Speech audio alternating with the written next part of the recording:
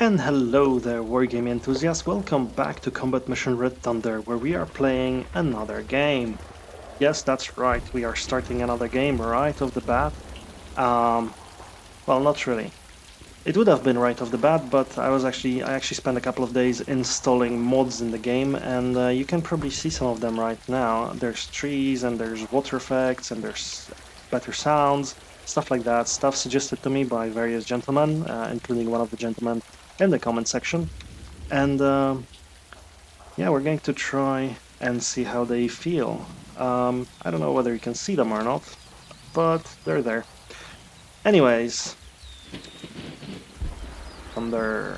Anyways, so this map here, I actually had a pretty good idea of what I wanted to do straight away as I saw this map.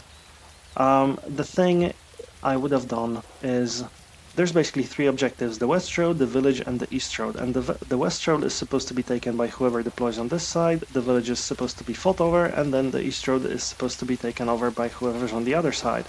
So I thought I'd do something a little a little unusual. I'd put down smoke anywhere I could to disturb, to basically provide cover for anything that could go on in the map. And then I'd move all the way through here and just take East Road with like a bulk of my forces. Maybe I'd have token forces fighting over the other two objectives, but this would be like where I put everything. And then I would flank the enemy and encircle him and do all sorts of crazy stuff, and that would be interesting. Unfortunately, I realized, wait, I get to be the Germans. I'm playing the Germans again. My enemy has taken the liking to my army, the Soviets, and he's given me the Germans to command again, which I'm not too happy about, and it also means I can't do my plan, because you can't really do the same plan with West Road, because there isn't a good enough approach there, and even if you do manage to get there, it's not very defensible, I think, because of that forest over here. So you can have tons of infantry right there on you as soon as you deploy your own forces. So I'm probably not going to do that. I'm not going to take East Road in the same manner. Sorry, West Road. And I'm probably not going to rush towards East Road either, because it seems such an obvious spot to put down my troops. So instead what I'm planning is a heavy offensive on the village. I'm not sure how it will play out yet, but I think that's what I'm going to do, and I'm going to move up the bulk of my forces through the village and try to not only take the village, but break through, which is probably a dumb idea, but I think I want to do it. And I'll do it with lots of smoke and hopefully panache. Anyway, so that's the map. Like I said, wet. Did I say that? Well, it is wet and flat as a pancake, and it should give us a lot of opportunities for long-range duels, I think, which is great because we are, again, the Germans. So we will be doing those long-range duels wherever we can. Thunderstrikes again. And I will try to use my troops in the best manner possible to basically outfight the enemy in long range. I certainly don't want to tangle short range with any T-34s or anything like that. Whether we can expect any or not is to be seen. Anyways, enough rambling. Let's continue. Let's actually show you what troops I've got. So as a basis of my roster, I've taken the Panzer Grenadiers, who are not motorized despite what it says right there in the square brackets. And first company is a true infantry company in that it's got 3 platoons. It doesn't have its mortars, but it has, it doesn't have its machine gun sections, but it does have mortars. And in addition to mortars, I've given them some light infantry guns with Opel Blitz transports. And the first platoon is a mechanized platoon. It has 3 half tracks. It's got 3 rifle squads. 2 of them have extra Panzerschrecks in them.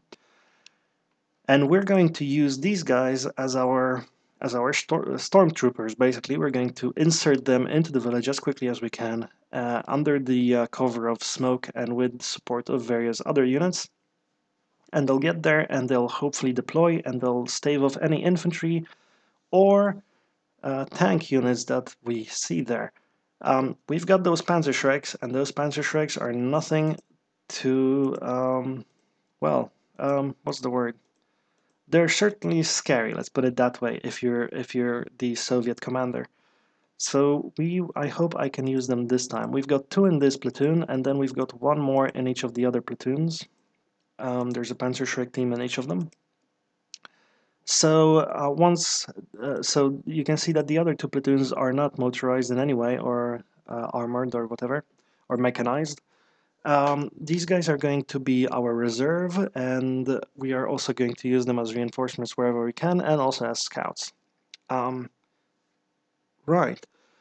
It's a lot of infantry, and hopefully we can put them to good use, especially with those Panzerschrecks, and I think the rifle squads come with Panzerfaust, so that should be good as well. The 4th platoon, like I said, consists of mortars and light infantry guns, which we will use for artillery and smoke. Apart from that, we've got 2 more companies, but they have nothing to do with infantry companies, really. I just use them to stack up on armored units. So the first company here is going to be basically a platoon of Jagdpanzer IVs and a Nashorn. The Jagdpanzer IVs we're going to use for most of our anti-tank work. The Nashorn we will try to keep in reserve, I think, and wait for that IS-2 that will inevitably pop up sooner or later. Or maybe those hard-to-get ISU 122s. I don't know how mobile the Nashorn is, but it should be pretty okay. It should be pretty nimble. It's not, however, armored in any way, so after every shot we're going to probably withdraw them, or after every minute. So that's that in this platoon. The other platoon consists of Panthers. Panthers have been working pretty good for me. They are pretty good medium tanks here in this game. They've got a pretty solid gun, even though they are sometimes a little bit derpy. And 3 of them we will use as our main tank force to take care of any... Well, if the situation requires us to move in, for instance, into the village, that's where we're going to utilize the Panthers. I'd rather not get into knife fights with T-34s using our Panthers. I will prefer the long-range approach rather than the short-range whatever. But, well, if we gotta, we gotta. We'll see what happens, though. It kind of depends on what the enemy's going to do. I have no idea. I think he might want to move up into the village as well, which might create a difficult situation for us, but we will see. Okay, all of that is given a forward observer team because they have to direct 4 105mm howitzers, which are a pretty good gun as far as I can tell, as far as I remember at least, and they should provide us that hard-hitting artillery support that we're going to need. Unfortunately, it's going to take a long time for it to range in, so we're going to have to see about how we use that. Anyways, I have a plan. I have a pretty good sort of idea of how I want to use these troops in battle, but I don't know if I can really express it without first deploying. So I guess I'll see you during deployment, where we will explain all of it, and I'll get into slightly more detail about my plan, I think. So I guess see you then. Oh yeah, about the mods. I'll post a full list of the mods, or maybe some sort of list of the mods I'm dropping into the game in the description, just in case you're curious.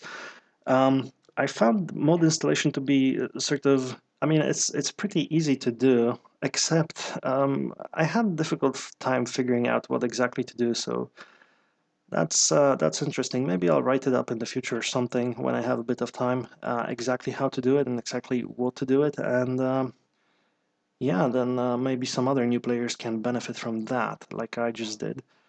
Anyways, like I said, see you in the deployment. I'll let you know about the mods in the future. You'll see the mods during the deployment as well. Some of the tanks are absolutely beautiful. Some of the tanks are absolutely horrible, but you know, gift horse, mouse, etc.